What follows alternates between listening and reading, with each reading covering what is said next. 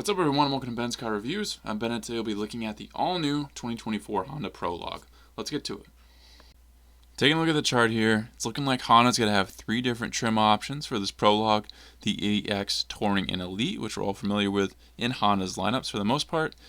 Estimated prices here, you're going to see these prices be higher on other sources, but given what I see from Honda and other areas and what I'm seeing on this is also the platform shared with the Equinox EV, and I'll get into that a little bit later.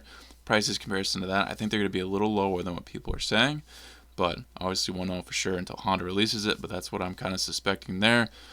There's going to be a front-wheel drive and all-wheel drive setup. The single motor is said to be about 210 horsepower. That's based off the Equinox as well. Honda has said the all-wheel drive with the dual motors will be 288 horsepower. Transmission, this is again looking at the Equinox. You get a single-speed auto, possibly an eCVT. Front-wheel drive or all-wheel drive on the EX and Touring. Elite will be all-wheel drive standard. And the range, this is comparable to the Equinox. That's where I pulled that information from as the estimates compared to those motors as well. So definitely estimates here on the chart. Definitely will be a little different than what you're seeing, but hopefully mostly what this says will be accurate and give you a good look as to what this will bring you. Before we go any further, guys, just letting you know, here at Ben's Car Reviews, I try to bring the most accurate and relevant information under 10 minutes. There's no misleading and no waste of time. If that's something that's intriguing to you and you like this content as you watch, please like and subscribe so I can continue to grow the channel. Let's keep going. Looking at the vehicle now, I think Honda did a great job designing this Prologue. Fits into their current fleet perfectly well, while totally being distinct from the pack and distinct from other brands as well. As much as I want to get some far-out designs associated with these new EVs, I don't think that's always necessary. So I'm glad Honda kept it fairly straightforward. I like seeing design features still, such as the vents, still being incorporated into the front end. Definitely gives it some good character. Overall, though, not much info is out yet on this Prologue, but I'll list everything that there is. As I mentioned, this shares its powertrain and platform with the Equinox EV, and that gets you an 85 kilowatt hour battery. The unique blue color that you're seeing on these pictures is called North Shore Pearl, and that will be exclusive on the Elite trim. The Elite will also get you exclusive giant 21-inch alloy wheels that have a pretty sharp design. Honda says their home electrification process is simple and straightforward for ease of ownership. Honda's Smart Charge technology will let you know the best and most cost-efficient time to plug in your Prologue and to charge it. Also, Honda's high-speed DC fast charging system allows you to gain 65 miles of charge in 10 minutes. You get 137 cubic feet of room inside the cabin, so plenty of room to stretch out for you and your passengers. To give some perspective on size, this Prologue is 8 inches longer in wheelbase than the CR-V and 5 inches wider, so definitely a decent-sized SUV here. Normally I pick a best bang for your buck, but I won't pick an official best bang for your buck without final pricing be decided, but I anticipate it will be the Touring. I don't believe the prices will be as high as some sources are predicting, like I mentioned, but we'll see. Hopefully they fall on the lower end, obviously, and if these companies really want people to buy EVs, as we're trending towards that direction, they need to be more affordable. Or if you're going to charge $40,000 for your base EV trim, you need to get something seriously spectacular, for that money to be worth it to people.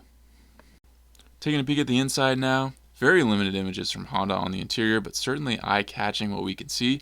Given so few trims, you're more apt to get more features for less money on the lower trims, and that seems to be the case here. The EX trim doesn't get super fancy amenities, but you still get plenty of standard features, including a wireless charger, heated seats, and dual-zone automatic climate control. Touring will get you leather, Bose premium 12-speaker sound system, and more driver's assist features like front and rear parking assist. The Elite carries on these traits on the lower trims and adds even more with heated and ventilated seats and memory settings. You'll get an 11.3-inch center infotainment display, Apple CarPlay, Android Auto, and Google built in. That screen will be next to another 11-inch driver's digital gauge cluster, which is clear and easy to read. I'd expect plenty of standard driver's assist, safety and technology features standard. Overall, I think this interior will be appropriately set up for the price points and deliver some great features. In review, guys, if you're in the market for a new vehicle, you're seeing all this stuff on EVs, you're definitely intrigued, you want to get in on it. Maybe Honda is one of your favorite brands, you trust them, you trust their reputation, and the longevity of their vehicles, which they've had forever. That's something to be said for. And now they're starting to get into this EV market, and you really want to get in on that. I think there's probably really nothing wrong with taking a chance on this year. Yes, it hasn't really been proven yet out on the roads, but manufacturers are getting much better with these EVs. Tesla kind of paved the way, and they were so far ahead of everyone, but people are catching up now. These manufacturers really know what they're doing.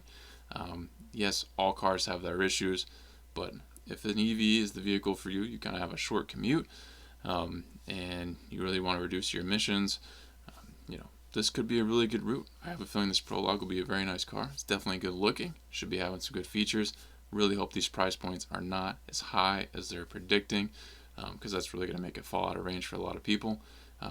But other than that, this is pretty desirable, and I'm curious to see what Honda's going to come out with for official prices and all other information standard features.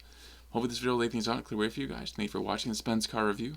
Please subscribe if not already. If you have an idea for a future review, drop in the comments and I'll see what I can do. If you'd like to become a member of the channel, I have that option now.